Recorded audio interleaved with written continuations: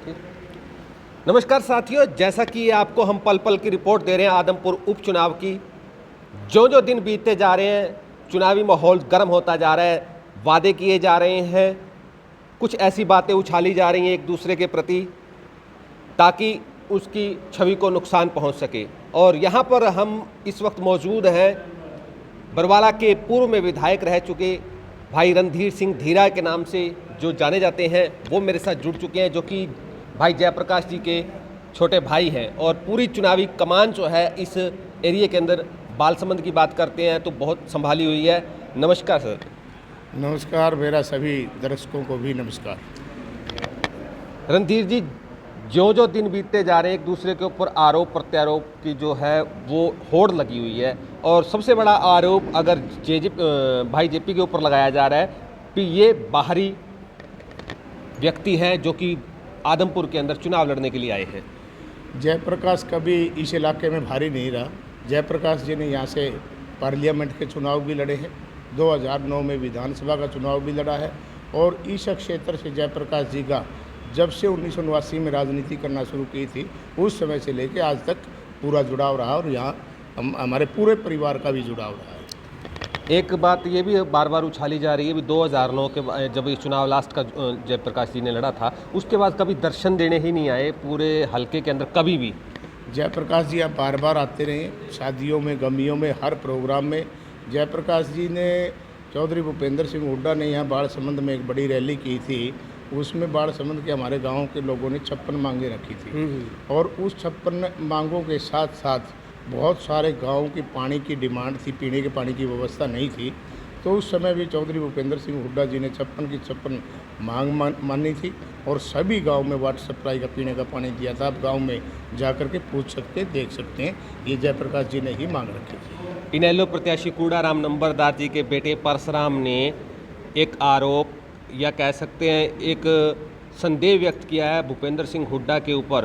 और पिछले चुनावों के दौरान उनका जो रवैया रहा था, उन्होंने तो ये आरोप लगाया भाई जेपी को हरवाने में पिछली बार जो है भूपेंद्र सिंह हुड्डा ने बहुत अहम भूमिका निभाई थी और अब वो उनके लिए वोट मांग रहे हैं, तो किस मुंह से मांग रहे हैं?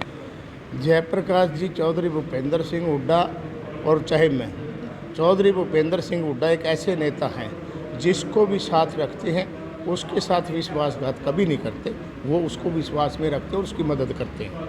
हमेशा से ये इतिहास रहा है, चाहे भाई दीपेंद्र जी हों, चाहे चौधरी भूपेंद्र सिंह हुड्डा जी हो, उन्होंने जयप्रकाश जी को सदा मान सम्मान दिया है और आगे भी देते रहेंगे। हम एक ये सोचते हैं कि हमारे परिवार का सबसे बड़ा आदमी अगर है तो चौधरी भूपेंद्र सिंह हुड्डा है। उन्होंने कहा है, मुझे खुद भूपेंद्र सिंह हुड्डा ने पिछली बार कहा था, लेकिन हमने अपनी ज़मीर की बात मानते हुए भाई जयप्रकाश का साथ दिया था।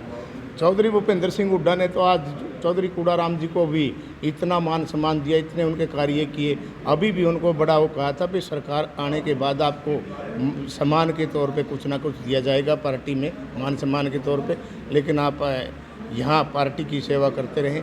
लेकिन जो कूड़ाराम जी हैं, पता नहीं वो किस लालच में, किस हिसाब से वो के नाम बीजेपी और लोकदल दोनों के ही कैंडिडेट है, किस्म के दोनों की कैंडिडेट हैं। और जो अगर हम बात करते हैं भव्य बिश्नोई की, कल एक समारोह के दौरान जयप्रकाश जी जो कि जयप्रकाश दलाल जी हैं जो कृषि मंत्री हैं, उन्होंने एक इशारा किया था भी ये चुनाव जो है आने वाले भविष्य में राजनीति जो है आदमपुर की कुलदीप बिश्नोई के लिए बहुत सुनहरा होने वाला है।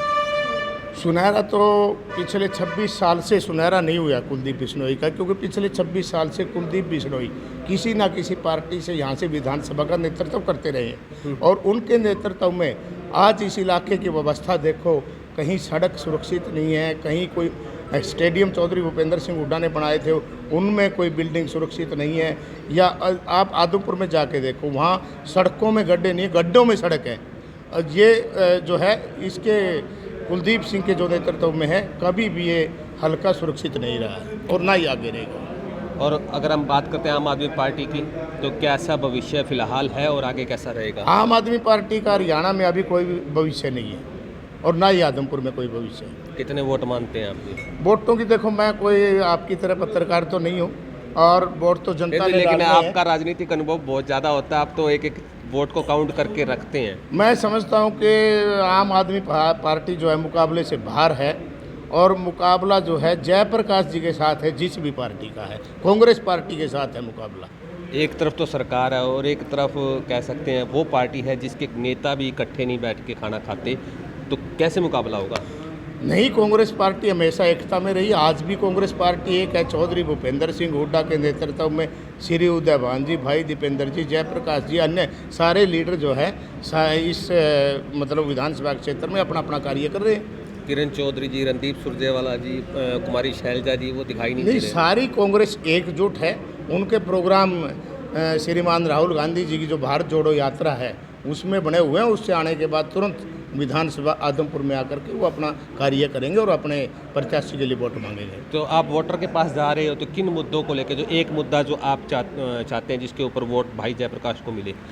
हमारा मुद्दा है विकास और रोजगार, क्योंकि चौधरी भूपेंद्र सिंह हुड्डा की सरकार में हरियाणा प्रदेश में युवाओं को इतने रोजगार दिए थे कि उससे पहले भी और उसके बाद में भी किसी भी सरकार ने इतने रोजगार नहीं दिए, और इतने ही विकास किए थे, और इतने ही शिक्षण संस्थान, थर्मल पावर प्लांट और भी अन्य व्यवस्थाएं जो चौधरी भूपेंद्र सिंह हुड्डा ने की थी, अब तक किसी मुख्यमंत्री से नहीं हो पाई है। तो साथियों, जैसे जैसे दिन बीतते जा रहे हैं, चुनावी माहौल जो है वो जोर पकड़ता जा रहा है, आरोप प्रत्यारोप लग रहे हैं। आज कल बात चली थी भूपेंद्र सिंह हुड्डा जी के ऊपर, जिनकी जो सफाई है भाई रणधीर सिंह धीरा जी, जो कि पूर्व में एमएलए रह चुके हैं, उन्होंने दे दी है।